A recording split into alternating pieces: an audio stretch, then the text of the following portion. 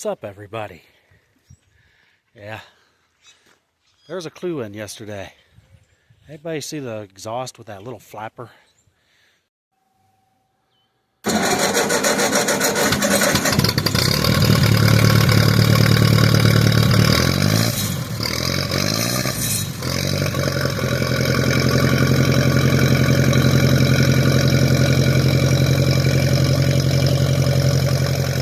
Something new here at Whispering Willow. I've been mentioning we're growing and getting bigger. We did have to put in a bigger garden for this coming spring. We got it set up this past fall.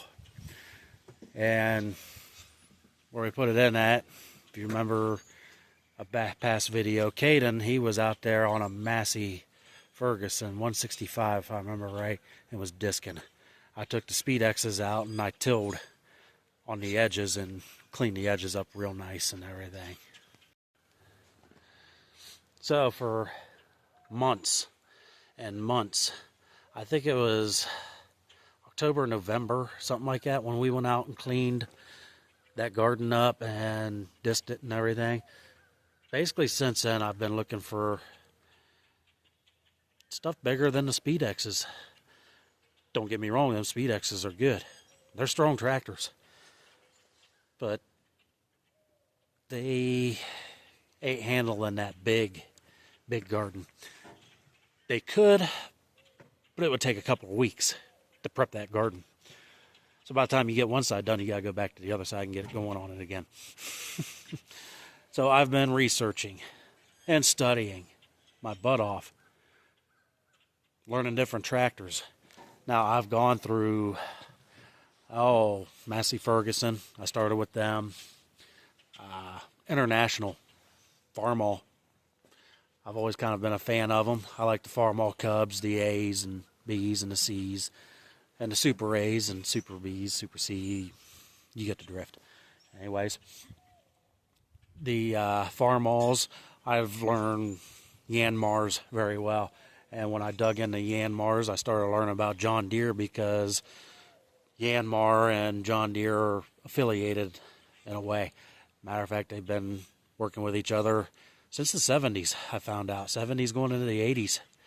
So they've been together for a long time. So I ended up learning both John Deere and Yanmar tractors. I dug into some of the other foreign ones, Mitsubishi, Stowa, and stuff like that. I mean, there's so many of them out there. I looked at new. I really don't want new. I like the old school. You can work on them easier than these new ones and everything. So after doing so much research, I found one brand that did stick out amongst all of them. And I'm meaning they stuck out above John Deere. They stuck out above Farmall, International Harvester, Massey Ferguson, and the list goes on. Like I said, Alice Chalmers, that's another one I was researching and learning all kinds of stuff about. I mean, there's a lot of them out there. And don't get me wrong, they all had their good points and their bad points. But there was only one that really stuck out the most to me. And when I started researching it and learned you can still get parts for these tractors, very easily get parts for these tractors. These tractors, they're not uncommon. They're very well-known tractor. I think just about everybody and their brother knows the tractor that I have picked out. So, let me show you what's going to take in the mule work for us the rest of the way here at Whispering Willow.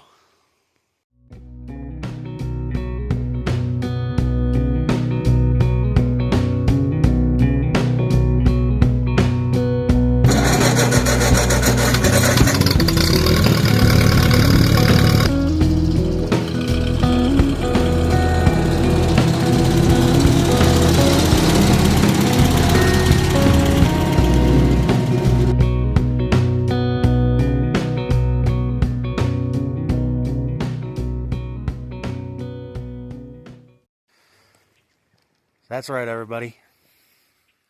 I chose the old 8N for a lot of different reasons. I chose the old Ford. Like I said, parts are still abundant on these. Brand new rebuild kits for the engines are still available. Matter of fact, you can get them on Amazon. Not that much.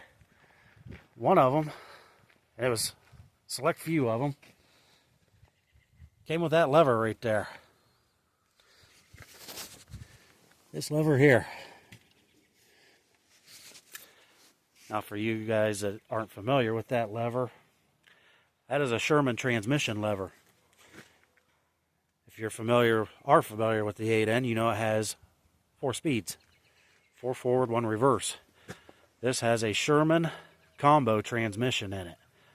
A high, a regular, and a low.